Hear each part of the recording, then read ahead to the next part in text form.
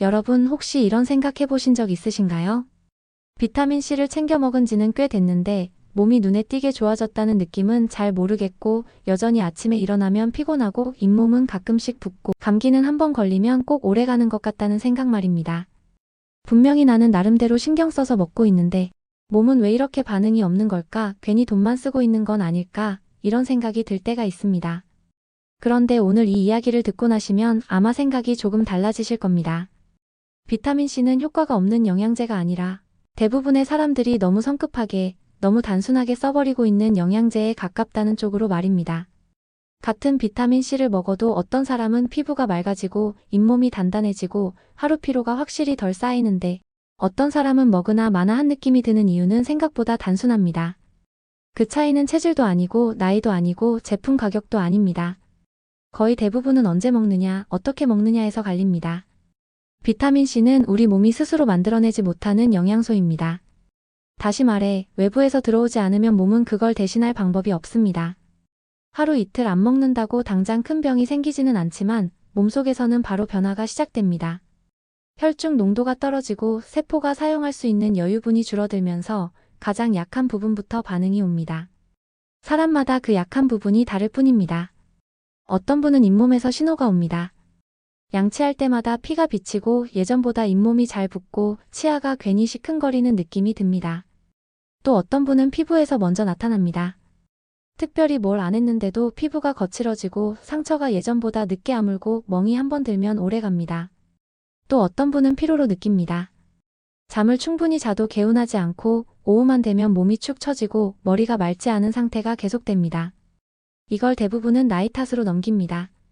나이가 드니 그렇지 뭐 예전 같을 수가 있나 이렇게 정리해버립니다. 그런데 그중 상당수는 노화 그 자체라기보다는 세포를 수리하고 유지하는 재료가 제때 공급되지 않아서 생기는 변화일 수 있습니다. 비타민C는 바로 그 수리 과정에 깊이 관여하는 영양소입니다. 비타민C를 단순히 감기 예방용이라고만 생각하면 이 영양소가 하는 일의 절반도 보지 못한 셈입니다. 비타민C는 우리 몸 안에서 끊임없이 발생하는 산화라는 과정과 맞서 싸우는 역할을 합니다. 우리는 숨을 쉬고 음식을 먹고 에너지를 쓰는 순간마다 눈에 보이지 않는 찌꺼기를 만들어냅니다. 그 찌꺼기가 쌓이면 세포는 점점 제 기능을 잃고 회복 속도는 느려집니다. 비타민C는 그 찌꺼기를 정리해주는 역할을 합니다. 한 번에 확 바꿔주는 해결사는 아니지만 매일매일 조금씩 청소를 해주는 사람에 가깝습니다. 그래서 하루 이틀 먹고 변화를 기대하면 실망하게 되고 반대로 제대로 된 방식으로 꾸준히 유지하면 어느 순간부터 몸이 훨씬 수월해졌다는 느낌이 들게 됩니다. 여기서 많은 분들이 한 가지 오해를 합니다. 비타민C는 물에 녹는 비타민이라 먹어도 다 소변으로 나간다는 이야기 말입니다. 반은 맞고 반은 틀린 말입니다. 실제로 비타민C는 몸에 오래 저장되지 않습니다. 그렇기 때문에 한 번에 많이 먹는다고 해서 그 효과가 오래 유지되지는 않습니다. 하지만 그렇다고 해서 의미 없이 빠져나가는 것도 아닙니다. 몸에 들어온 비타민C는 먼저 필요한 곳에 쓰이고 남은 양이 배출됩니다. 문제는 대부분의 사람들이 이 특성을 거꾸로 사용하고 있다는 점입니다. 하루에 한 번, 그것도 생각날 때 한 알 먹는 방식으로는 몸이 진짜 필요로 하는 시간대에 비타민C가 이미 다 빠져나간 뒤인 경우가 많습니다. 특히 아침과 오후, 그리고 밤 회복 시간대에는 몸이 비타민C를 꽤 적극적으로 사용합니다. 그런데 그 시간에 몸속 농도가 바닥이라면 효과를 느끼기 어려운 건 당연한 일입니다. 그래서 비타민C는 양보다 유지가 중요합니다. 많이 먹는 것보다 몸 안에 일정하게 머물게 하는 것이 훨씬 중요합니다. 이걸 이해하지 못하면 비타민C는 늘 효과 없는 영양제로 남게 됩니다. 많은 분들이 아침에 일어나자마자 피곤하다고 느끼는 이유도 여기와 연결됩니다. 밤사이 우리 몸은 쉬고 있는 것 같지만 사실은 회복과 정리를 하느라 꽤 많은 에너지를 씁니다. 그 과정에서 비타민C도 사용됩니다. 그래서 아침은 하루 중 비타민C 농도가 가장 낮은 시간대입니다. 이때 적절하게 보충해 주느냐 아니면 그냥 커피 한 잔으로 버티느냐에 따라 하루의 컨디션이 꽤 달라집니다. 이제 많은 분들이 궁금해하시는 부분으로 자연스럽게 넘어가게 됩니다. 그래서 도대체 어떻게 먹어야 제대로 먹는 거냐는 질문입니다. 여기서부터가 핵심입니다. 비타민C는 한 번에 몰아서 먹는 영양제가 아닙니다. 아침, 점심, 저녁으로 나누어 먹는 것이 기본입니다. 이렇게 나누어 먹으면 몸속 농도가 급격히 올랐다가 떨어지는 걸 막을 수 있습니다. 하루 종일 완만하게 유지되는 상태를 만들어주는 겁니다. 이 상태에서야 비타민C는 항산화 역할도 하고 세포 수리에도 꾸준히 참여할 수 있습니다. 공복에 먹어야 하느냐, 식후에 먹어야 하느냐를 두고도 의견이 많지만 중요한 건 위장 상태입니다. 흡수율 차이는 크지 않지만 위가 불편해지면 꾸준히 먹기가 어려워집니다. 특히 속이 약한 분들은 공복 복용으로 속쓰림을 겪고 나면 아예 손을 놓게 됩니다. 식사 후에 물과 함께 드시는 방식이 가장 안정적입니다. 형태에 대해서도 짚고 가야 합니다. 가장 흔한 형태는 일반 비타민C입니다. 흡수는 빠르지만 빠져나가는 속도도 빠릅니다. 그래서 이 형태를 선택했다면 반드시 나눠 먹는 습관이 필요합니다. 최근 많이 이야기되는 리포조말 형태는 비타민C를 감싸 흡수를 돕는 방식이라 유지 시간이 조금 더 길어집니다. 속이 편하다는 장점도 있습니다. 다만 어떤 형태든 핵심은 꾸준함과 분산입니다. 여기까지 들으시면서 아마 이런 생각이 드실 겁니다. 나는 지금까지 비타민C를 너무 대충 먹고 있었구나 하고 말입니다. 그 생각이 들었다면 오늘 이야기는 이미 절반은 성공입니다. 여기서부터는 비타민C를 무엇과 함께 먹느냐에 대한 이야기로 이어집니다. 이 부분에서 효과 차이가 꽤 크게 벌어집니다.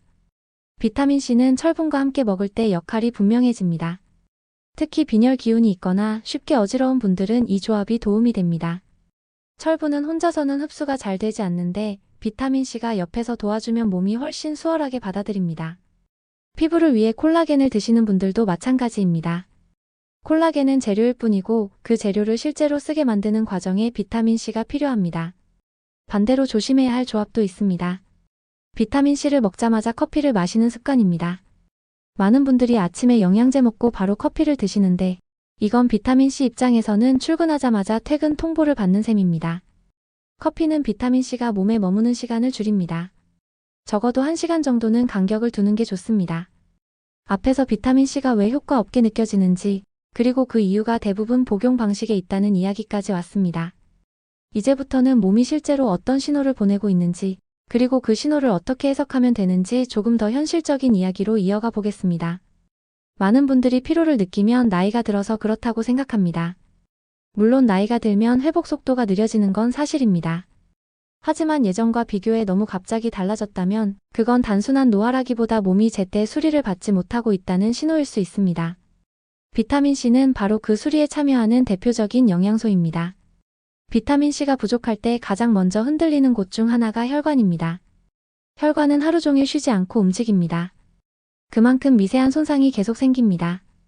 이 손상이 제때 복구되지 않으면 혈관은 점점 탄력을 잃고 안쪽 벽은 거칠어집니다. 그 과정에서 몸은 피로를 더 크게 느끼고 손발이 쉽게 차가워지기도 합니다. 이런 변화는 건강검진 수치로 바로 드러나지 않기 때문에 대부분은 그냥 지나쳐버립니다. 잇몸도 마찬가지입니다. 잇몸은 콜라겐으로 지탱되는 조직입니다. 비타민C가 충분하지 않으면 이 구조가 약해집니다. 그래서 특별히 양치를 세게 하지 않았는데도 피가 나고 잇몸이 자주 붓고 치아 사이가 헐거워지는 느낌이 들 수 있습니다. 이걸 단순히 치과 문제로만 보지 말고 몸 전체 회복 능력의 신호로 한 번쯤 생각해 볼 필요가 있습니다. 피부는 더 솔직합니다. 피부는 거짓말을 하지 않습니다.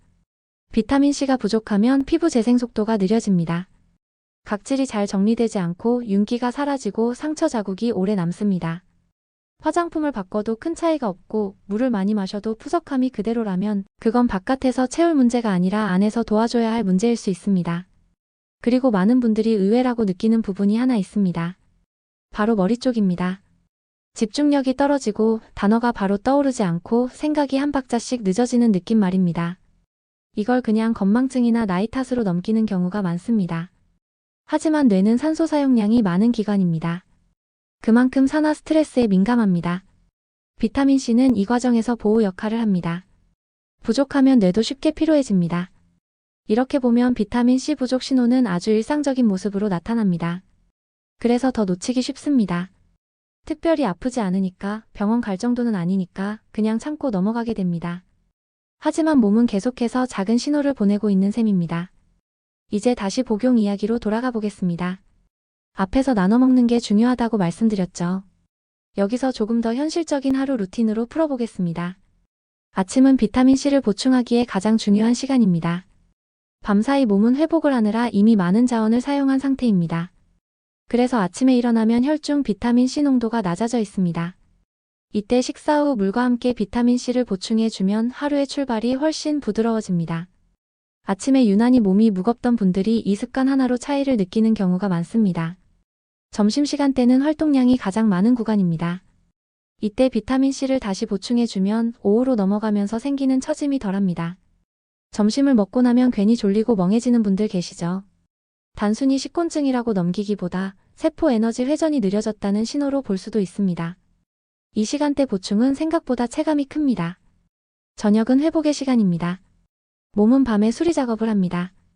낮 동안 쌓인 손상을 정리하고 다음 날을 준비합니다. 이때 비타민C가 있느냐 없느냐에 따라 회복의 질이 달라집니다. 특히 피부나 근육, 혈관 쪽 회복은 밤에 집중됩니다. 그래서 저녁에 천천히 흡수되는 형태를 선택하는 분들도 있습니다. 중요한 건 무리하지 않는 선에서 꾸준히 이어가는 것입니다. 여기서 한 가지 꼭 짚고 가야 할 부분이 있습니다. 비타민C는 많을수록 좋은 만능 영양제가 아닙니다. 특히 신장이 약한 분들은 과도한 고용량을 장기간 유지하는 건 부담이 될 수 있습니다. 몸 상태에 따라 양을 조절하는 게 맞습니다. 남들이 먹는 양을 기준으로 삼기보다는 내 몸이 어떻게 반응하는지를 기준으로 삼는 게 훨씬 안전합니다. 흡연이나 잦은 음주가 있는 분들은 상황이 조금 다릅니다. 이런 경우에는 몸에서 비타민C 소모가 빠릅니다. 그래서 같은 양을 먹어도 효과를 덜 느끼는 경우가 많습니다. 이분들은 특히 나눠 먹는 습관이 중요합니다. 한 번에 보충해서는 금방 사라져 버립니다. 비타민C를 음식으로 보충하는 것도 중요합니다. 과일과 채소에 들어있는 비타민C는 단독으로 들어오는 영양제보다 흡수 속도가 조금 느립니다. 그래서 몸에 머무는 시간이 길어지는 장점이 있습니다.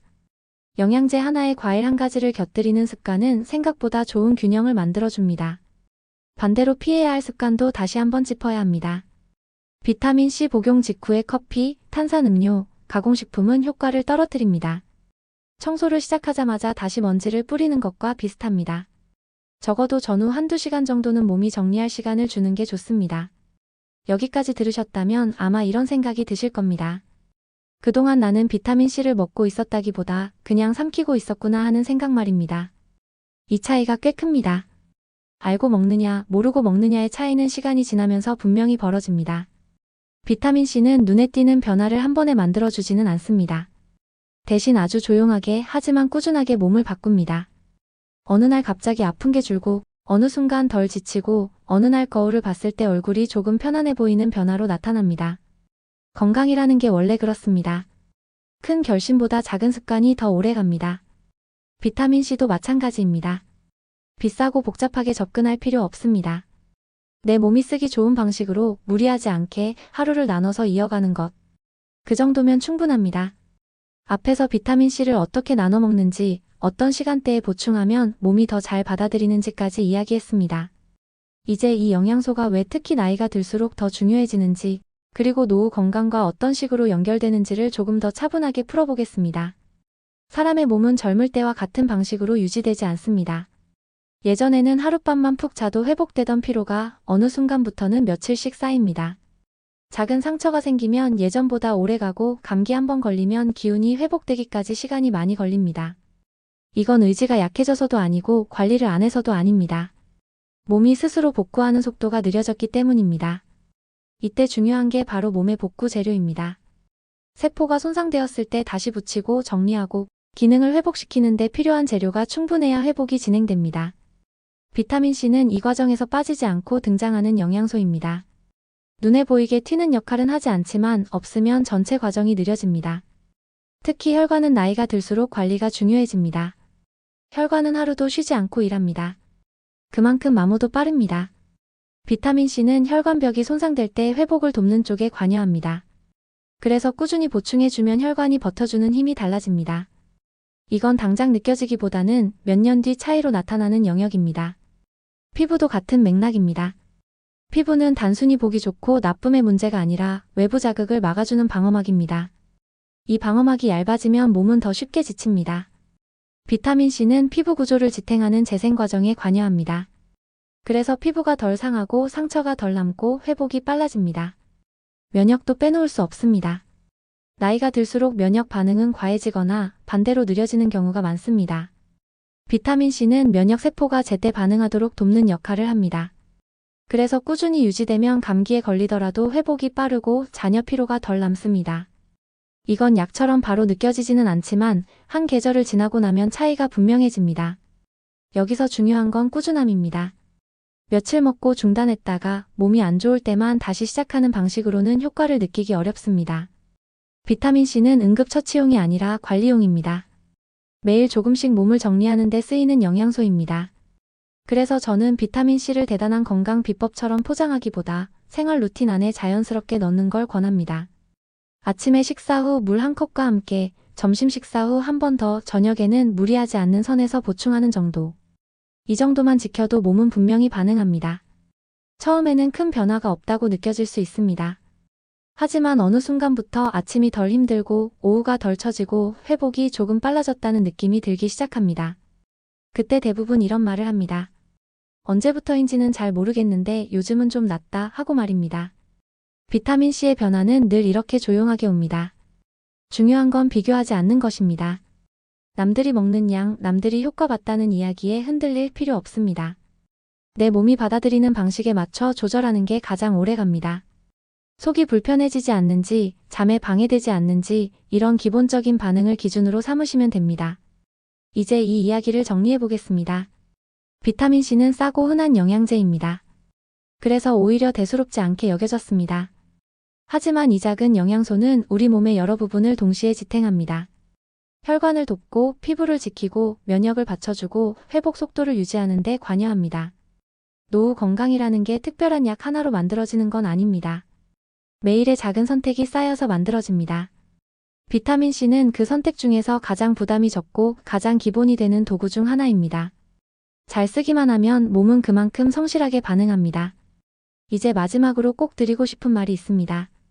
건강관리는 절대 늦었다는 시점이 없습니다. 오늘부터라도 방향만 조금 바꾸면 됩니다. 비타민C를 약처럼 기대하지 말고 관리 도구처럼 사용해 보시길 바랍니다. 그게 가장 현실적이고 가장 오래가는 방법입니다. 이렇게 오늘 이야기를 여기까지 정리해 보겠습니다. 복잡한 이야기 같지만 결국 핵심은 하나입니다. 비타민C는 어떻게 먹느냐에 따라 전혀 다른 결과를 만든다는 것. 그 차이를 이제는 알고 계시니 몸도 조금씩 달라질 겁니다. 이런 이야기를 옆에서 차분히 정리해주는 역할, 앞으로도 늦게 온 신입이 계속 함께하겠습니다.